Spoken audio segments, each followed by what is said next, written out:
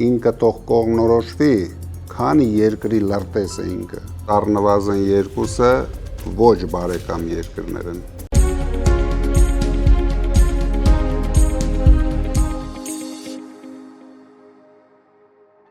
Պարոն Կարապետյան, բարև ձեզ։ Բարև Ալիկ ջան։ Ինչպե՞ս եք։ Շատ լավ, դու ինչպե՞ս ես։ Ես էլ միշտ ուժեղ, շնորհակալ եմ։ Պարոն Կարապետյան, նախորդ շաբաթ հանդիպում ունեցաք ամենայն հայոց կաթողիկոս Գարեգին Բ-ի հետ եւ այդ հանդիպումը նախընտրական փուլում շատ բանի մասին էր խոսում։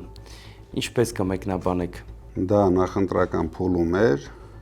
բայց քաղաքականության հետ կապ չուներ։ Դա ընդամենը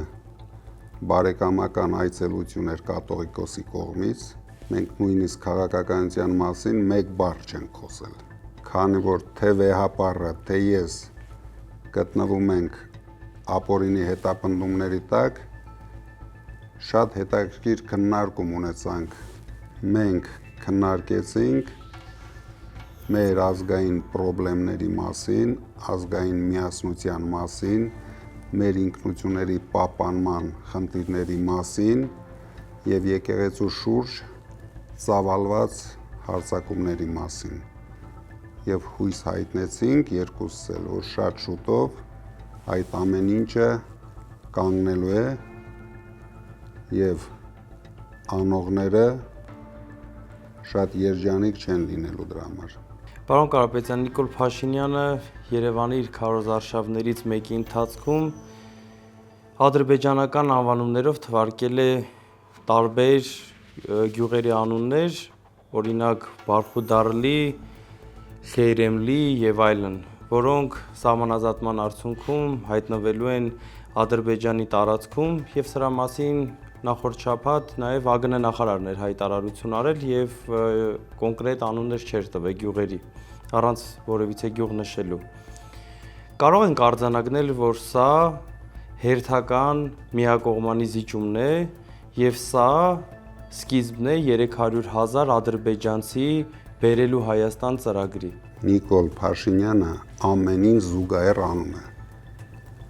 Դա նույնիսկ հիմա եթե թվել է մի քանի գյուղերի անուններ, դա ոչինչ չի նշանակում։ Եթե Նիկոլ Փաշինյանը վերընտրվեց, ինքը կսկսի թվել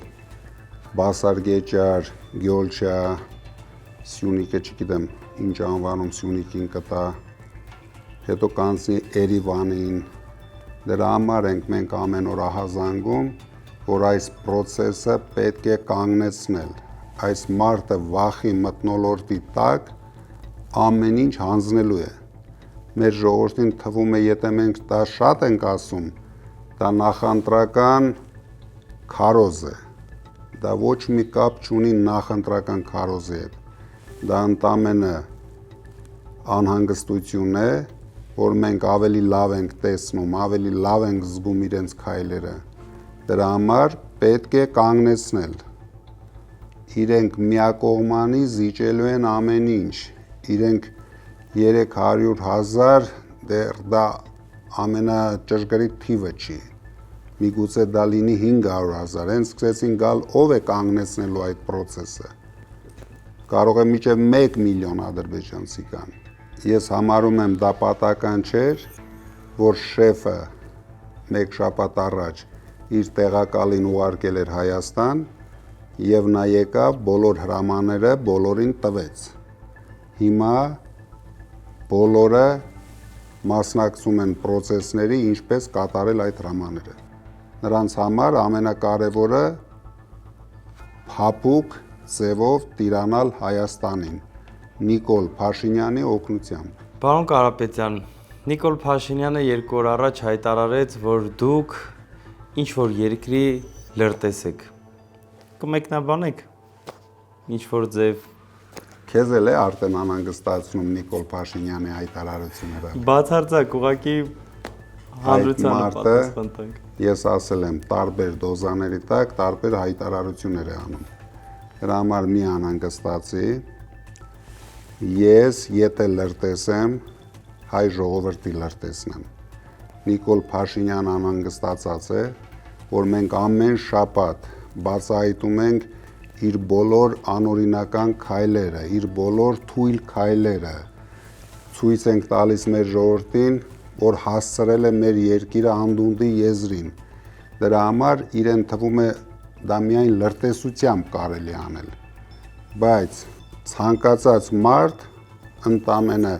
1 ժամ ծախսելով կարող է տեսնել ամեն ինչը, թե Նիկոլ Փաշինյանի ապօրինությունները, թե Նիկոլ Փաշինյանի արտաքին